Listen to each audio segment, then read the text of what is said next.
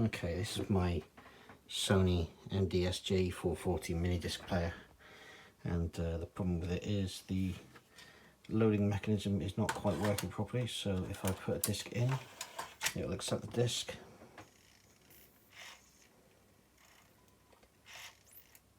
If it starts, it's able to read the disc and play it, no problem. So if I push the play button, you see it's playing fine. But if I try to eject the disc,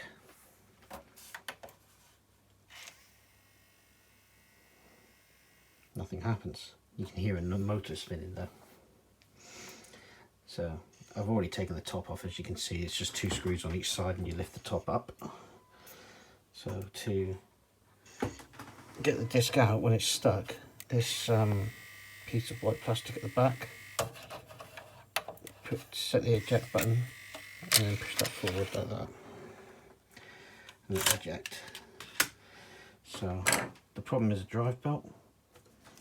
I'm going to change the drive belt. I have a new one. So the first thing I'm going to do is remove the mechanism by undoing these 4 screws here, here, here and here. The first thing, obviously, before we do any work, is to unplug it, because obviously we have mains here and that can be deadly. So let's get started. Now that I've removed those screws, I'm going to unplug these cables from the board, which just gently rock them out and pull them out. And then you can carefully, don't touch any of this area, lift the deck out. And you can put the rest of the player to one side because it's the deck we're going to be looking at. Here's the drive. And the belt we need is on here. You can see it there. Let's try and focus. So you can see that's the old belt in there. So that's going to be fun. I don't really want to strip the drive down any more than this if I can help it. So I'm going to try and do it with a pair of tweezers. So let's see if we can get that done. So let's see what we can do here.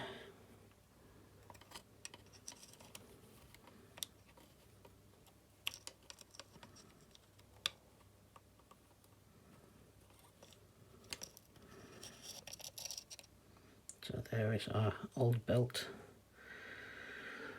Let's see if we can get the new one in. This should be fun. So the method here is going to be to try and hook this belt. Here's the new belt. I'm going to try and hook it around the back wheel first and then around the front. Now there's no way I'm going to be able to do that on camera, unfortunately. So you just have to take my word for it. I'll come back once I've done it. I'm going to try and attempt it on camera after all. So let's see if I can do this.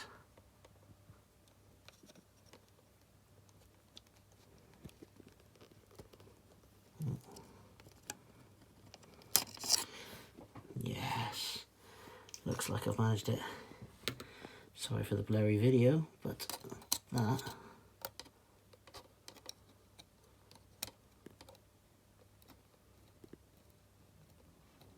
I believe is a very twisted looking belt actually. Let's try that again. I'm going to try that again. You get the idea, but I'm going to try to do that on off video without the twisting in it. That looks somewhat better. I think it's still twisted.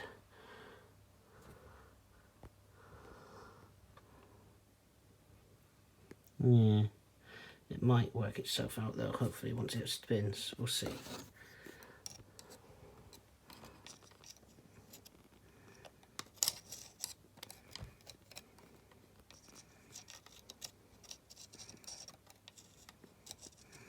It's very fiddly. And I don't want to risk damaging anything.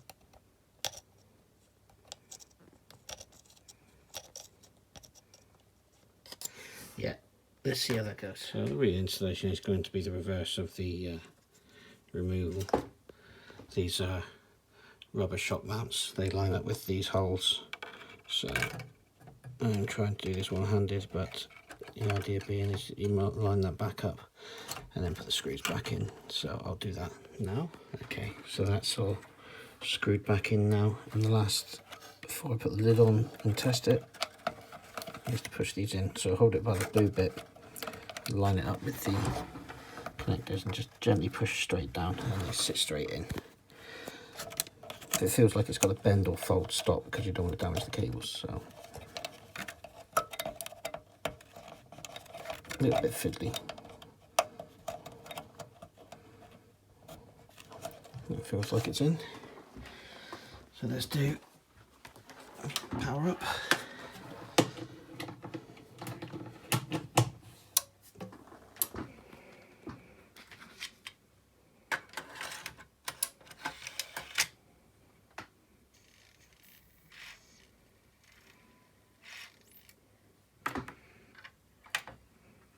It appears to still play as it did before. Let's see if it ejects. It does. So all I'm going to do now is put the lid back on and we're done. Thanks for watching. Oh, by the way, if you want a belt, I just searched for the model number, so MDS-JE440 or whatever your disc player is, and the word belt, because there is only one belt in this, and that's the one that does the eject mechanism. Thanks for just to show this is working, I've connected it to my little hybrid amp up here, which just warmed up.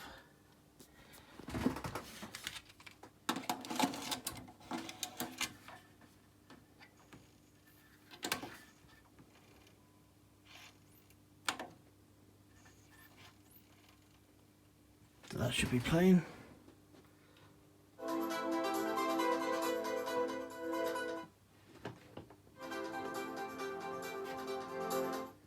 So I can't play too much because it's going to be copyright. But yeah.